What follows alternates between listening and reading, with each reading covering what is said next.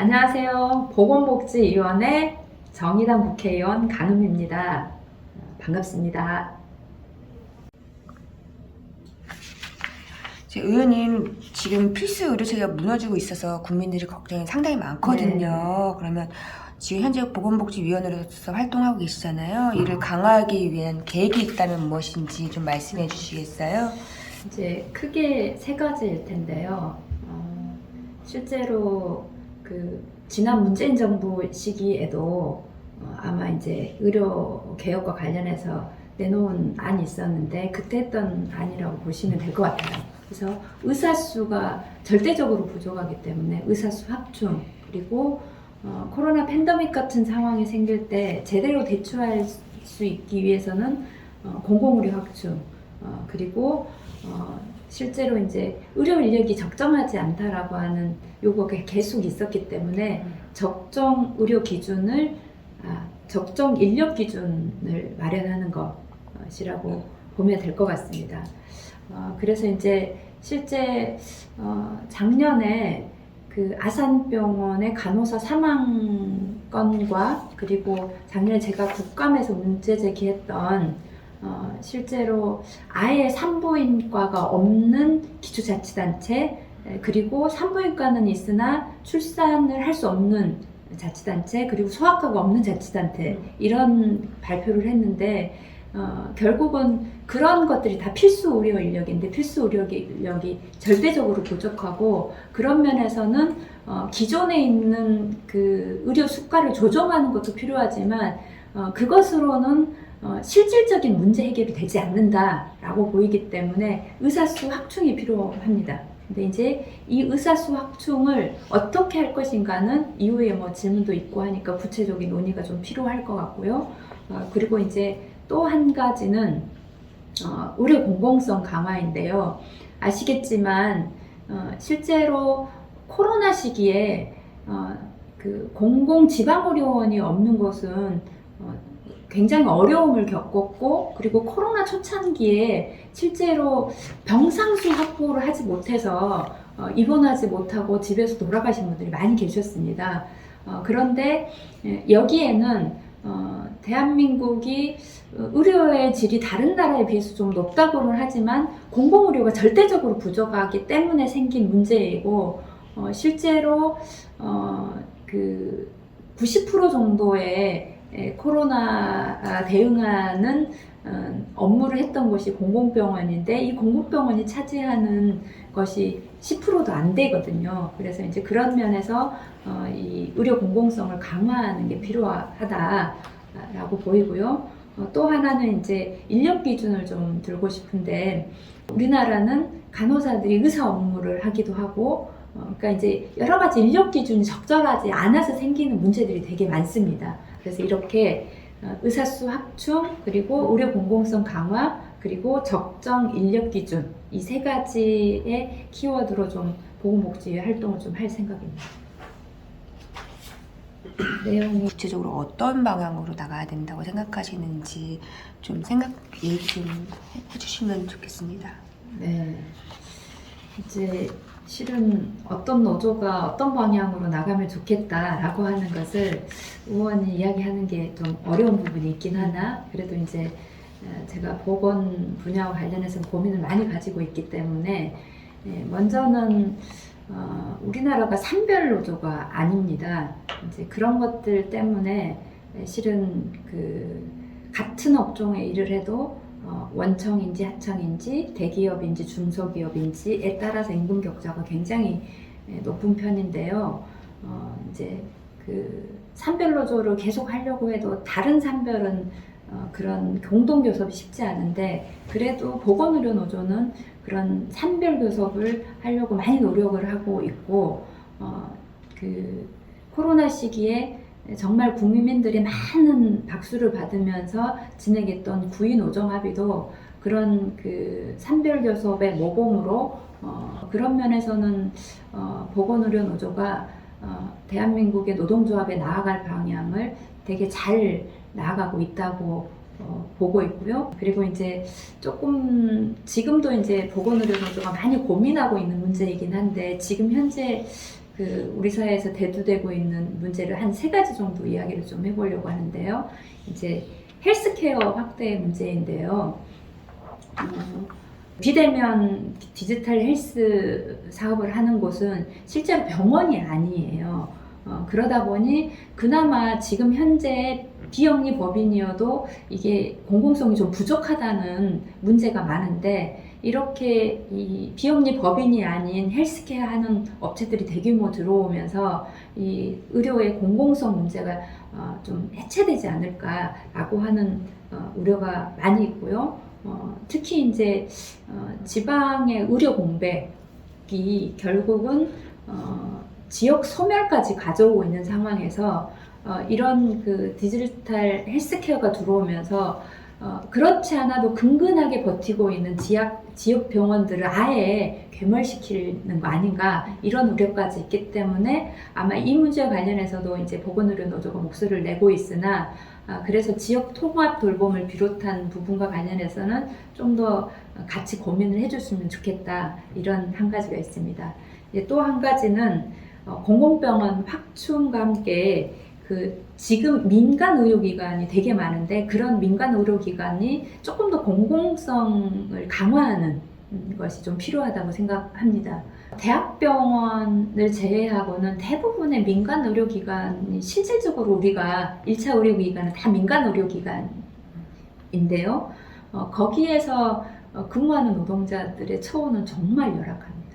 거의 최저임금 수준이고 막 이런데, 그런 노동자들도 조금 더 적어도 노동의 대가가 제대로 좀 지불될 수 있도록 하는 것, 이런 거 관련해서는 좀 방안이 좀 찾아져야 된다라고 보고, 그래서 이제 좀 노조 가입률도 좀 높이고 그러면서 전체 의료의 질을 좀 높이는 것을 좀 같이 고민할 필요가 있겠다, 이렇게 좀 생각을 하고요.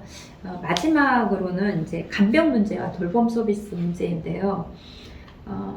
가족이 돌보지 못하니까 누군가의 이제 도움을 받는데, 실제로 그렇게 서비스를 제공하는 노동자들의 처우는 굉장히 낮고 정말 힘들거든요. 그리고 이제 굉장히 또 여러 가지 문제가 이렇게 노출되어 있기도 하고, 간병 문제와 돌봄 서비스를 어떻게 개인의 부담이 아니라 공적으로 함께 부담할 것인지와 관련된 논의와 방안을 좀 같이 찾아봐야 되지 않겠나, 이렇게 좀 생각합니다. 자, 보건의료 인력하고 공공의료 확충을 위한 구체적인 방안이 있다면 무엇이라고 생각하시는지요? 네. 첫 번째는 절대적으로 부족한 의사 수를 확충하는 것입니다. 교육부에서도 의대 정원 확대와 관련해서 논의해달라라고 이제 보건복지부에 요청한 상황이기 때문에, 의협하고 공식적으로 논의는 되지 않았더라도 내부 검토가 되고 있다고 보여집니다. 의료 서비스를 받아야 될 지역 또는 필수 의료의 공백이 있는 아동 또는 산모, 이런 문제들을 어떻게 할 것인지를 실은 시민사회단체하고 또는 종합적으로 좀 논의가 필요하다. 두 번째로는 이제 공적 공급 체계를 강화하는 것과 공공병원을 확충하는 문제인데요. 공공병원은 에타의 면제를 하자라고 하는 제도가 좀 필요해서 요거는 저희가 발의 준비를 하고 있고요. 그 다음에 이제 우리나라의 병상 수는 넘쳐나요. OECD 평균보다 좀 더 높거든요.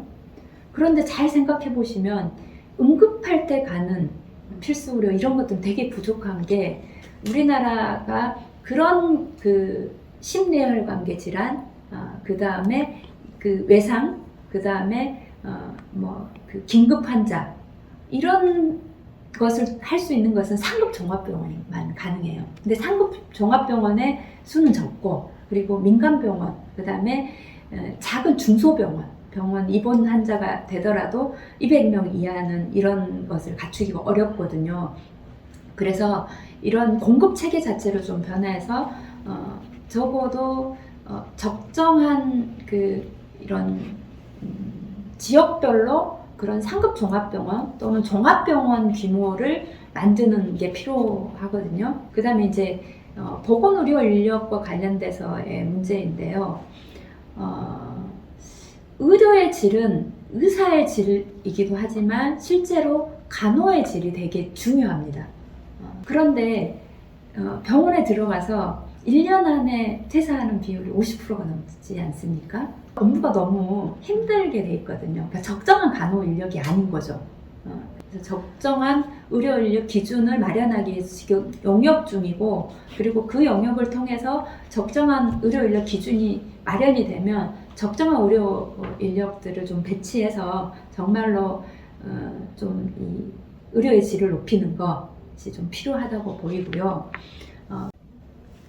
그 자립준비 청년 지원에 관심이 많은 것으로 알고 있는데요. 이들을 위한 구체적인 대안이 어떤 건지 말씀해 주시겠어요?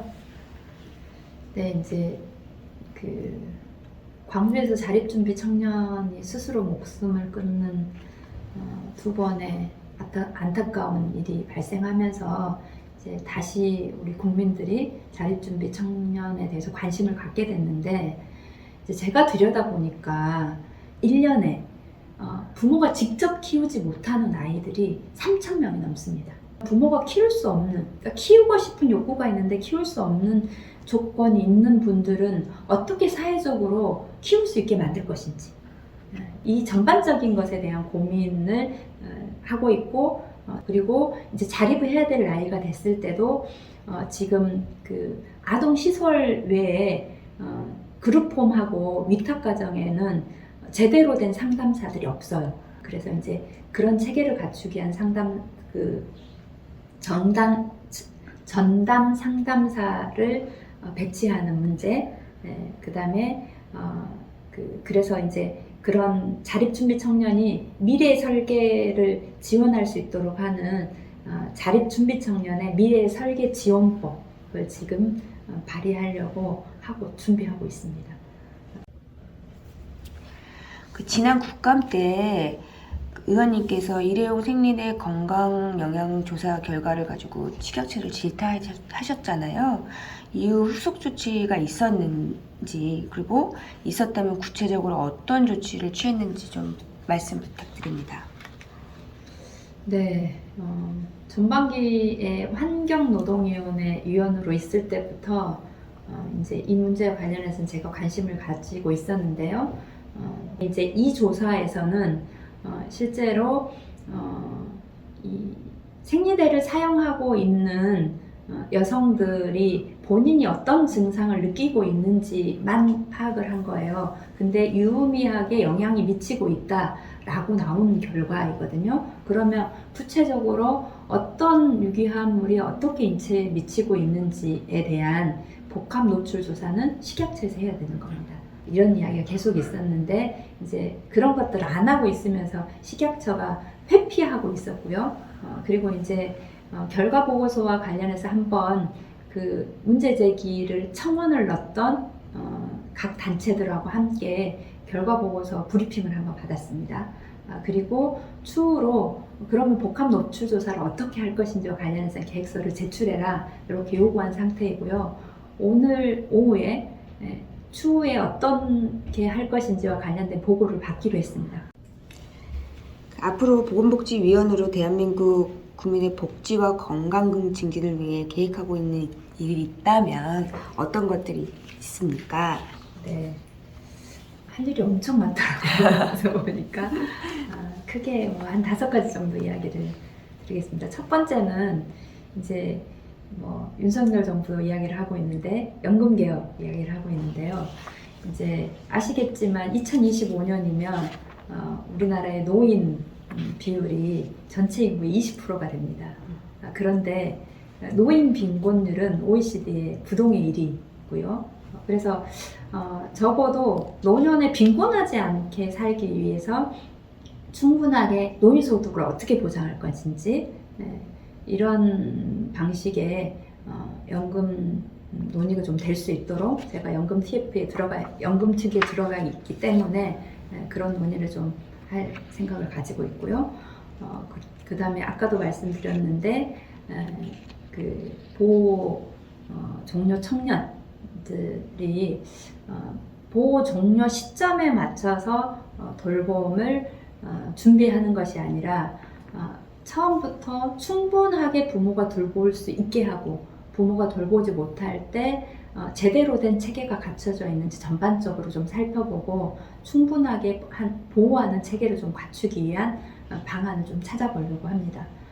그리고 이제 세 번째로는 지금 아마 코로나 3년을 겪으면서 대한민국 풍경이 많이 바뀌었는데 실제로 이렇게 코로나가 같은 팬데믹이 더 자주 올 수 있고 그런 면에서 제대로 된 공공의료 체계를 갖추는 건 대단히 중요합니다.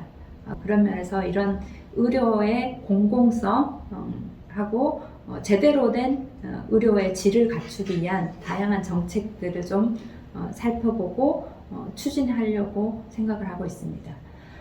또 한 가지는 그런 그 의료의 그러니까 자산 불평등이 실제로 의료 불평등, 건강 불평등으로 이어지고 있는데 특히 심한 것이 치과입니다. 해외에서는 무상의료가 아닌 나라들도 만 18세까지는 치과 주치의를 하거나 치과 무상의료를 하는 나라들이 많아요. 왜냐하면 이의 건강은 다른 전체 몸의 건강하고도 관계되고요. 이게 심리적으로도 굉장히 중요하거든요. 그러니까 그런 면에서 이 관리를 제대로 할 수 있는 체계를 좀 갖추자 이런 고민을 좀 하고 있고요. 그리고 이제 마지막으로 이제 건강보험 보장성이 좀 우리나라가 좀 낮은 편인데 그 보장성을 제대로 갖추게 하는 거, 발달 장애인들을 비롯해서 체중증 장애인들도 좀 제대로 살아갈 수 있는 이 사회를 만드는 시스템을 마련하는 거, 이런 것까지를 해보려고 하고요. 정말 해보고 싶은 게 많습니다. 그런데 이제 이거 말고도 앞으로도 필요한 국민의 건강과 그리고 복지에 대한 역할들을 제대로 하겠습니다.